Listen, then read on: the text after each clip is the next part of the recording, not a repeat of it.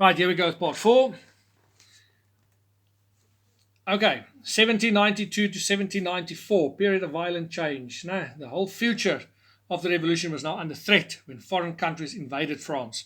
Why did they invade France? Because they wanted to re-establish the monarchy. They wanted to make sure that the monarchy does keep on existing. Because the monarchies in all these other countries, Austria, Prussia, England, Spain, and Sardinia, they all wanted to restore the king because their own countries were now in trouble because they had the same problems that the French had. And now the French are busy changing, and they were worried that they're going to lose their monarchies and their kings as well. They did not want to have revolutions in their countries. So they tried to stop the revolution from continuing in France. They raised an army. There was also some unrest in the provinces because of conscription and criticism towards the church. This is now the French. However, the government had full control of the north and the central parts of France. So there was actually a war going on between France, the new government, which is now the National Assembly, and Austria, Prussia, England, Spain, and Sardinia.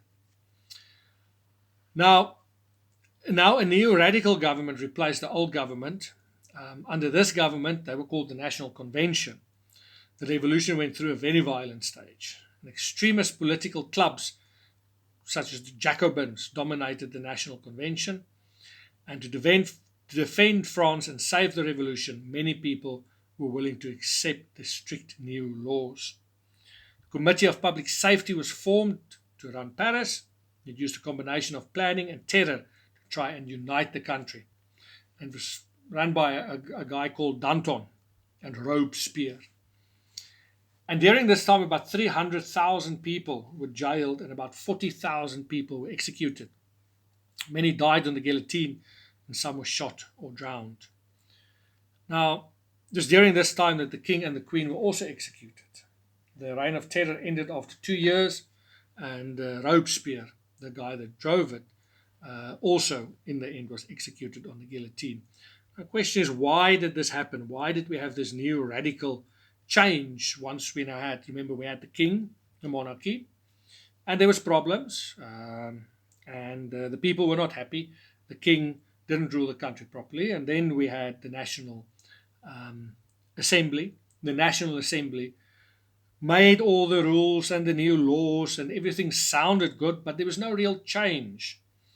And therefore, to effect real change, this new government that now came up, it was the National Convention, and they wanted to protect the revolution. And the only way that they could protect the revolution was to become extremely violent. So anybody that said anything against the revolution were picked up by this Committee of Public Safety, and they were executed. 40,000 people executed, and these were ordinary people. Some of them were noble, some of them were clergy, but most of them were third estate, ordinary people. And the favorite way of killing people was the guillotine. I'll show you the guillotine now. There it is. That is the guillotine. You put your head through there, and then they drop the blade, and then off your head goes. During the Reign of Terror, there we can just see, you see, working class people that were executed. It's about 31%. Peasants, that is just ordinary working class farm workers, 28%. Upper middle class, 14%. And then the nobility, sort of 8%, and the clergy, 7%. So you can see that most of the people that were executed were actually from the third estate. It was not from the nobility or from the clergy. And the king and queen, as you can see there, the king and queen were then also executed during this time. The Committee of Public Safety just decided that the monarchy must end, and the best way to end the monarchy was to kill the king and the queen, and they were guillotined. Their heads were cut off in a public square. It was a public event, and that was then the end of the monarchy for the moment in France. There is again Louis XVI, just before he lost his... No, that's Robespierre. Sorry, guys, that's Robespierre. Right, that's the guy that caused all the upset and the trouble. There we go. This execution of Louis XVI. That is now just an artist's rendering. There you can see is his body and then his head after they cut it off. And there you can see it's in a public square and people sort of cheering and sort of Sunday afternoon event that they had. All right, 1795, after the National Convention, we had the third government, or the fourth if you want to include the monarchy. We had the next government. It was called the Directory.